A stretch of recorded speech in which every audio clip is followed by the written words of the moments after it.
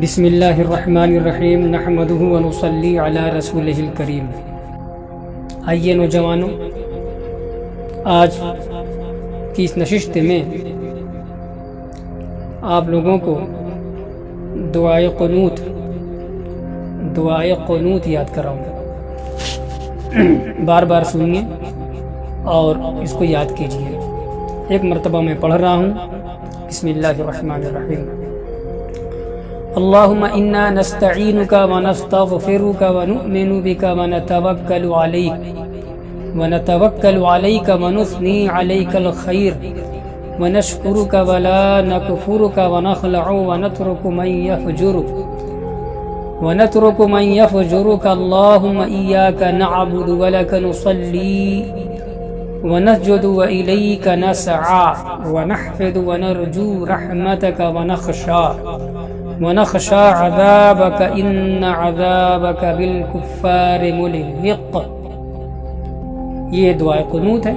وتر کی تیسری رکعت میں رکوع میں جانے سے پہلے ہاتھ اڑا کر کے یہی دعا پڑھی جاتی ہے۔ اگر یہ دعا آپ کو یاد نہ ہو، کسی کو یاد نہ ہو، تو اس کے لیے حکم ہے فقہ حنفی میں کہ وہ مشہور دعا پڑھ لیں۔ اللہم ربنا آتنا فی الدنیا حسنہ وفی الآخرۃ حسنۃ وقنا عذاب النار۔ ٹھیک ہے، دعائے قنوت نہ رہنے کی صورت میں یہ دعا پڑھی جائے گی۔ اور جس سے یہ بھی نہ ہو سکے، جس کو یہ بھی یاد نہ ہو، تو یاد کرنے کی کوشش کرنی چاہیے، لیکن یہ بھی یاد نہیں ہے، دعائے قنوت بھی یاد نہیں ہے، اور اس کی جگہ اس کے بدلے میں جو دعا یہ پڑھی جاتی ہے اللہم ربنا آتنا فی الدنیا حسنہ وفی الآخرۃ حسنۃ وقنا عذاب النار، یہ بھی یاد نہیں ہے، تو پھر وہ کیا پڑھیں؟ تین مرتبہ اللہم اغفر لی، اللہم اغفر لی، اللہم اغفر لی، 3 مرتبہ وہ پڑھے دعائے قنوت کی جگہ، انشاءاللہ اس کی نماز ہو جائے گی۔ دعائے قنوت پڑھنا یہ واجب ہے، یہ واجب اس کے ذمے سے ساقط ہو جائے گا اگر یہ دعا پڑھ لے گا تو۔ اب اگر بھول کر کے دعائے قنوت نہیں پڑھی، چلا گیا رکوع میں، تو میں نے کبھی بیان کیا تھا کہ وہ نماز پوری کر لے گا اور آخر میں سجدہ سہو کرے گا۔ اور اگر جان بوجھ کر یہ بھی چھوڑ دیا، دعائے قنوت بھی نہیں پڑھی، اس کے بدلے میں یہ بھی دعا نہیں پڑھی، یا وہ دعا یاد نہیں اللہم ربنا آتنا فی الدنیا، وہ بھی یاد نہیں، تو اللہم اغفر لی، اللہم اغفر لی، اللہم اغفر لی، یہ بھی وہ اس نے نہیں پڑھا، چھوڑ دیا سب جان بوجھ کر کے قصدن، تو پھر کہتے ہیں کہ نماز دہرانا پڑے گا۔ ٹھیک ہے، سمجھ رہے ہیں؟ اور مسئلہ ہے کہ دعائے قنوت ہر شخص، چاہے امام ہو یا منفرد ہو، تنہا پڑھ رہا ہو، سب پڑھیں گے۔ تو وتر کی نماز جماعت کے ساتھ ہوتی ہے نا رمضان شریف میں، تو رمضان شریف میں تراویح کے بعد جب وتر کی نماز پڑھی جاتی ہے، امام صاحب پڑھاتے ہیں جماعت کے ساتھ، تو امام بھی دعائے قنوت پڑھے گا اور پیچھے سارے مصلیان بھی پڑھیں گے۔ اور ایسے ہی اگر تنہا پڑھ رہا ہو جیسے کہ عام دنوں میں، تو تب بھی پڑھنا اس کو واجب ہے۔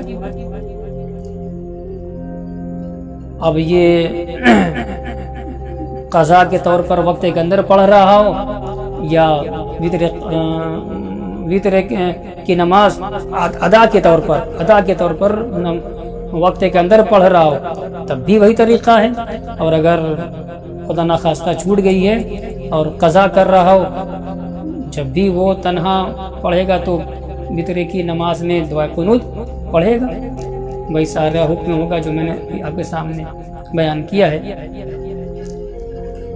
وتر کے سوا، وتر کے علاوہ اور کسی نماز میں دعائے قنوت نہیں پڑھنی چاہیے امام صاحب کے نزدیک۔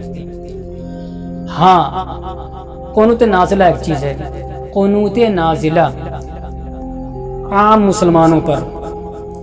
مسلمانوں پر کوئی حادثہ ہو گیا، ان کے کوئی مصیبت نازل ہو گئی اور کوئی حادثہ واقع ہو گیا، تو پھر ایسی صورت میں ہمارے امام اعظم ابو حنیفہ رحمۃ اللہ علیہ کے نزدیک فجر کی نماز میں دوسری رکعت میں جب امام اٹھے گا رکوع سے تو سجدے میں جانے سے پہلے، رکوع سے اٹھ کر کے سجدے میں جانے سے پہلے ہاتھ ایسے ہی گرا کر کے وہ دعا پڑھے گا، قنوت نازلہ اس کو کہتے ہیں۔ سمجھ گئے؟ اس میں دعا یہ بھی پڑھی جا سکتی ہے، دعائے قنوت، اور اس میں کچھ اور بھی ایک دعا آتی ہے، ترمذی شریف کی روایت ہے، وہ دعا بھی پڑھی جا سکتی ہے۔ اللہم اہدنی فی من ہدیت وعافنی فی من عافیت وتولنی فی من تولیت، بلکہ اس کو جو ہے جمع کے صیغے کے ساتھ امام پڑھے گا پوری دعا۔ اللہم اہدنا فی من ہدیت وعافنا فی من عافیت وتولنا فی من تولیت وبارک لنا فیما اعطیت وقنا شر ما قضیت فانک تقضی ولا یقضى علیک انہ لا یذل من والیت ولا يعز من عادیت تبارکت ربنا وتعالیت نستغفرک ونتوب الیک وصلی اللہ علی النبی الکریم۔ بلکہ بعض ائمہ اس پر بھی اضافہ کرتے ہیں، اس کے بعد اللہم اغفر لی، اللہم اغفر لجمیع المؤمنین والمؤمنات، اس طریقے سے اور آگے جائز ہے۔ یہ ہے وتر اور قنوت نازلہ۔ سبحان ربک رب العزة عما یصفون وسلام علی المرسلین والحمد للہ رب العالمین۔